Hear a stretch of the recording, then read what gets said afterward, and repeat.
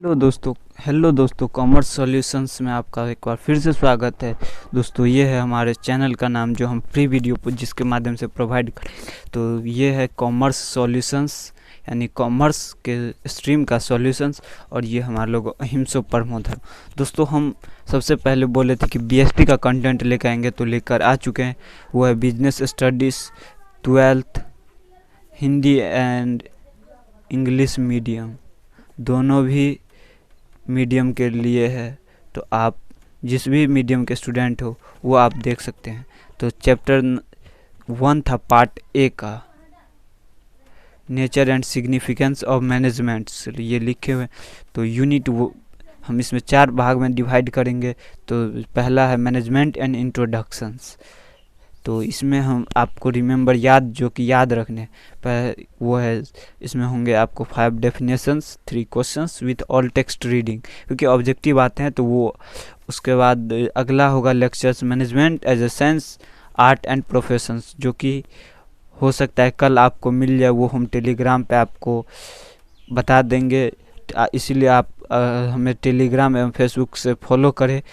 दोस्तों, इसमें सबसे पहला 5 चीज़ जो कि सबसे पहले आपको याद करने होंगे, यानी बुक खोलते ही, वो है प्लानिंग, नियोजन, ऑर्गेनाइजिंग, संगठन, स्टाफिंग, नियुक्तिकरण, डायरेक्टिंग, निर्देशन, कंट्रोलिंग, नियंत्रण। तो चलिए दोस्तों, हम आपको पढ़ाएंगे व्यावसायिक अध्ययन, जो कि ये आर.के. सिंगला का बुक है। ये नॉर्मली हर एक बुक शॉप पे मिल जाते हैं। अगर हो सकता है, अगर आपको दिक्कत हो तो कमेंट करें, हम इसका ऑनलाइन लिंक भी आपको सेंड कर देंगे।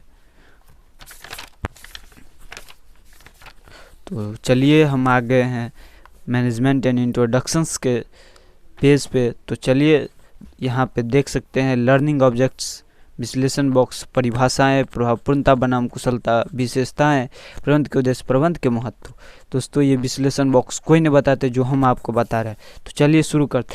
प्रबंध आखिरकार होता क्या है? जब आप कहीं जाते हैं तो कोई भी चीज़ होता है नॉर्मली, तो उसमें जो आप बोलते हैं कि जो कैसा रहा वहाँ का व्यवस्था, तो आप बोलते हैं प्रबंध अच्छा था। तो यानी तो ये तो नहीं कह सकते दोस्तों, ये प्रबंध तो ऑफिशियली क्या कह सकते? प्रबंध वो है जो एक प्रबंधक करता है। तो प्रबंधक करता क्या है? तो वो पहला करता है प्लानिंग।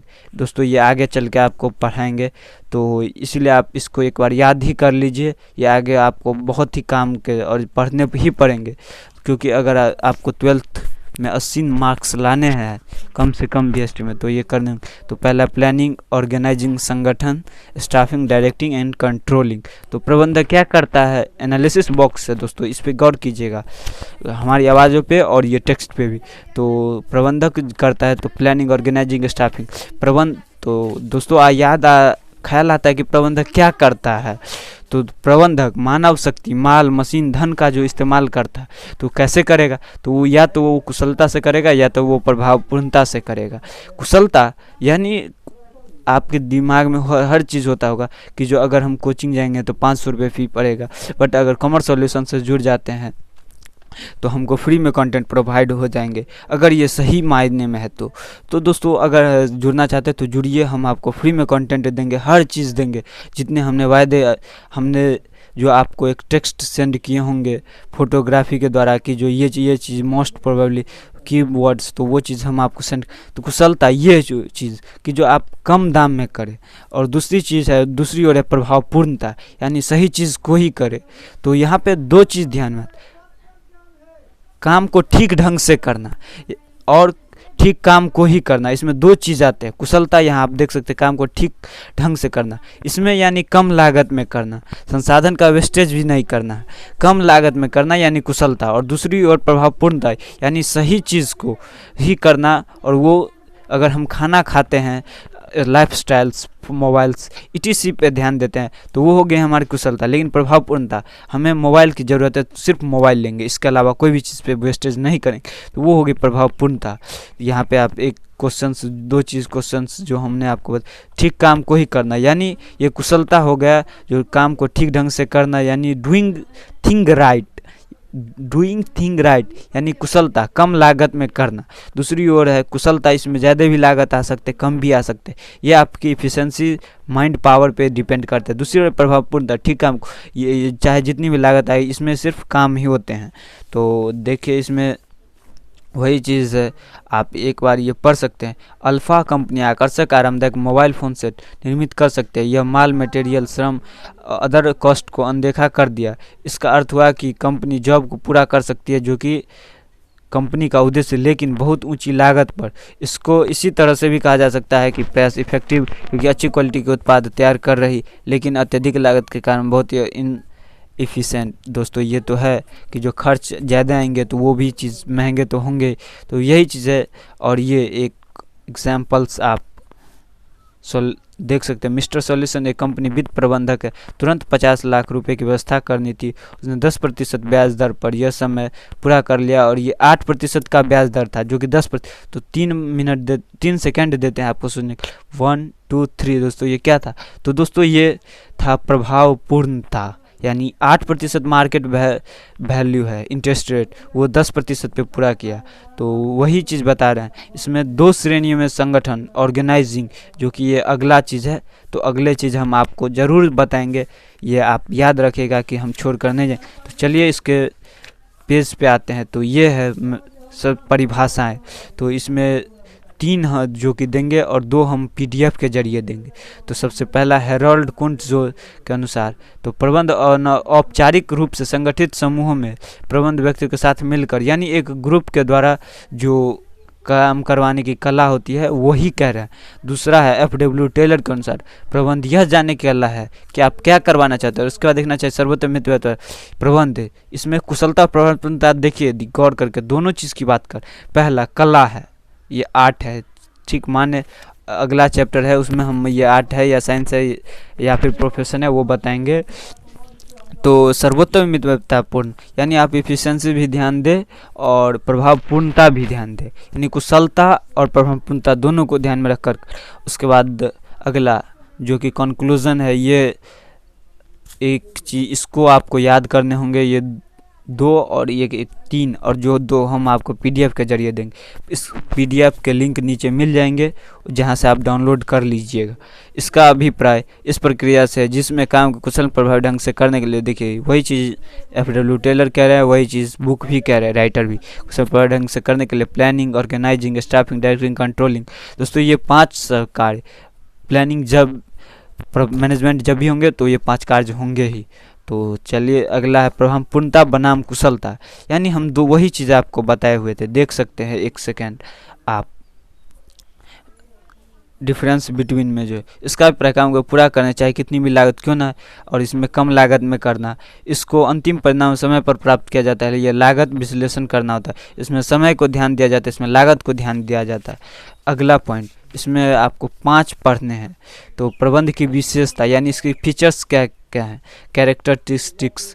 तो चलिए पहला है प्रबंध उद्देश्य प्रधान प्रक्रिया। तो प्रबंध जो एक मैनेजर करता है और ध्यान लगाते कि जो ये आखिर हम ये वर्ड से निकालेंगे, और आप एक बार ये पढ़िएगा। अगर ये समझ में ना आए तो कमेंट ज़रूर कीजिएगा, और जल्दी हम आपको एक फ़ोन नंबर प्रोवाइड करेंगे जिसके आप से हमें लाइव कांटेक्ट भी कर पाएंगे।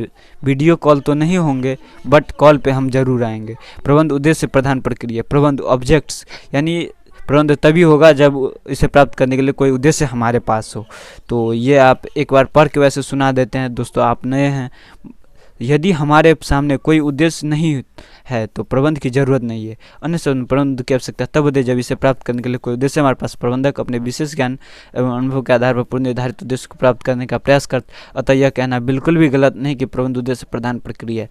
जी आप समझ ही गए होंगे कि हम जो बताए थे वो सही है या गलत, ये डिसाइड आपको करना है। और दोस्तों अगर आप एग्ज़ाम्स में ऐसा नहीं कि जो ये सब चीज़ वैसे तो याद कर कोशिश कीजिएगा, अगर याद नहीं होंगे तब फिर क्या कीजिएगा, कम से कम ये भी तो रखिएगा याद करने, ना 80 तो 70 ज़रूर ट्राई कीजिएगा। अगला है दोस्तों, ये चीज़ एग्ज़ाम्स के लिए बहुत ही इंपॉर्टेंट पॉइंट है जो कि आपको याद कर लेने। दूसरा है प्रबंध सर्वव्यापक। सर्वव्यापक का होता है सभी जगह, संस्था व्यावसायिक हो या गैर व्यावसायिक, संस्था की नहीं, आप व्यावसायिक यानी ऑफिस जाते होंगे, कोचिंग क्लासेस, वहाँ पे एक रूल होता है कि टीचर को जब भी आएंगे गुड मॉर्निंग बोलेंगे, बट घर में आता है तो ऐसा कि नहीं, माँ बाप को गाली दे देते, यानी ये इनफॉर्मल भी हो गए। हर जगह मैनेजमेंट की आवश्यकता होती है। अगला पॉइंट है प्रबंध एक सतत प्रक्रिया है। ऐसा नहीं कि जो जिस प्रकार खाना खा लेते हैं पुनः भूख, ठीक उसी प्रकार एक बार प्रबंध कर लिया जाए, दूसरी बार आप कोचिंग क्लासेस में जाते होंगे, हर बार सर को गुड मॉर्निंग, जब भी नए दिन आते होंगे तब भी, तो ये एक मैनेजमेंट है, यानी एक विशेषता में सुचारू रूप से चलाने की कला है, जिससे आप कोई भी चीज़ को मोटिव को पा सकते हैं। अगर आप सही से टेक्स्ट को पढ़ेंगे और तभी अच्छे स्कोर कर पाएंगे, तो ये भी एक मैनेजमेंट है। अगला है प्रबंध एक अदृश्य शक्ति है। मैनेजमेंट इज इंटेंजिबल फोर्स, इसको देखा नहीं जा सकता बल्कि संस्था के काम की प्रगति के आधार पर ही इसे जाना जा सकता है। प्रबंध एक अदृश्य, इस टेक्स्ट को आप पढ़िएगा, जैसा कि हम यहाँ देख सकते हैं, आप बताए भी थे कि विथ ऑल टेक्स्ट रीडिंग, हम आपको सिर्फ समझाते हैं, पढ़ना तो आपको पड़ेगा, और याद ये आपको तो करने ही होंगे, तभी जाकर आप अच्छे स्कोर कर पाएंगे। दूसरा ऑब्जेक्टिव्स, इसके उद्देश्य क्या है, तो संगठनात्मक उद्देश्य, सामाजिक उद्देश्य, व्यक्तिगत। संगठन यानी जिस ऑर्गेनाइज के आप लिए काम कर रहे हैं उसके प्रति क्या आपका उद्देश्य है, उसका समाज के लिए क्या करना चाहिए, व्यक्तिगत इंडिविजुअल क्या करना चाहिए। संगठनात्मक का अर्थ हुआ संगठन के निर्धारित किए जाने वाले उद्देश्यों से, इसमें 3 चीज़ इंपॉर्टेंस रखते हैं। इसमें देखिए स्वामी, कर्मचारी, ग्राहक, सरकार आदि आते हैं। तो जीवित रहना, लाभ एवं विकास। अगर आप किसी व्यवसाय में, तो सबसे पहले आप सोचेंगे उसमें जीवित रहना, तो इसमें भी एक आपको पढ़ के सुना देते हैं। वैसे तो आप समझने का कोशिश कीजिएगा और पढ़ने का भी ध्यान लगाइएगा, तभी आप 80 का टॉप कीजिएगा। 99.99% सक्सेस रेट आपका होगा।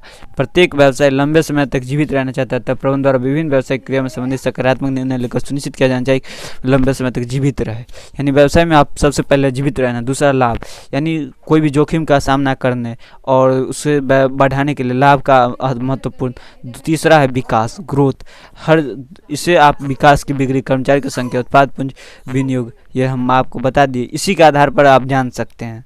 दूसरा है सामाजिक उद्देश्य, ये चीज़ बहुत ही हार्ड शब्दों में, इसीलिए मैं ये शब्द अतः का इस्तेमाल कर रहा हूँ। एक संगठन समाज के प्रति अपनी जिम्मेदारी निभाने संबंधी उद्देश्य को सामाजिक उद्देश्य कहते हैं। इसमें स्वास्थ्य, सुरक्षा एवं मूल्य नियंत्रण का वायदा करते हैं। तो ये समाज के प्रति, तो इसमें क्या क्या ध्यान रखा जाता है, देखिए पहला है रोजगार के अवसर उपलब्ध करवाएंगे।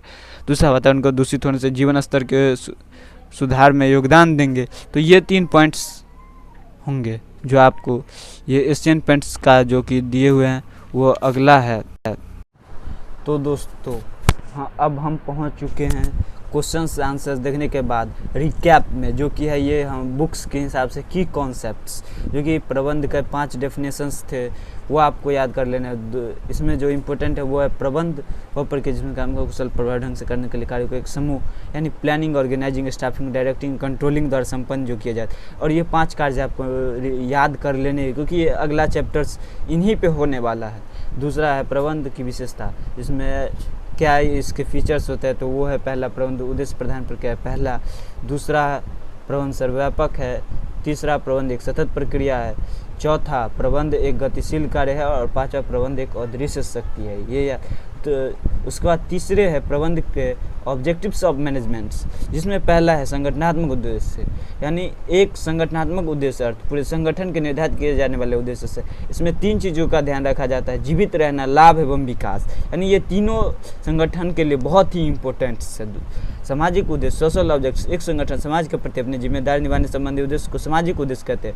यानी इसमें एक संगठन के प्रति, समाज के प्रति जो जिम्मेदारी निभाते उसके इसमें होता है रोजगार के अवसर उपलब्ध करना, वातावरण को दूषित होने से बचाना, जीवन स्तर के सुधार में योगदान, अच्छी क्वालिटी की वस्तु उचित मूल्य पर उपलब्ध करवाना।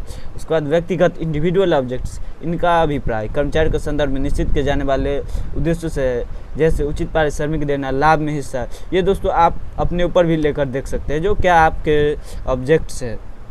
उसके बाद है प्रबंध के महत्व। प्रबंध सामूहिक उद्देश्य प्राप्ति में सहायक है, जो कि इसका पहला फीचर्स है। दूसरा प्रबंध से कुशलता बढ़ती है। तीसरा प्रबंध गतिशील संगठन तैयार करता है। और चौथा प्रबंध व्यक्तिगत उद्देश्य प्राप्त करने में सहायक है। और 5वां प्रबंध समाज के विकास में सहायक होता है।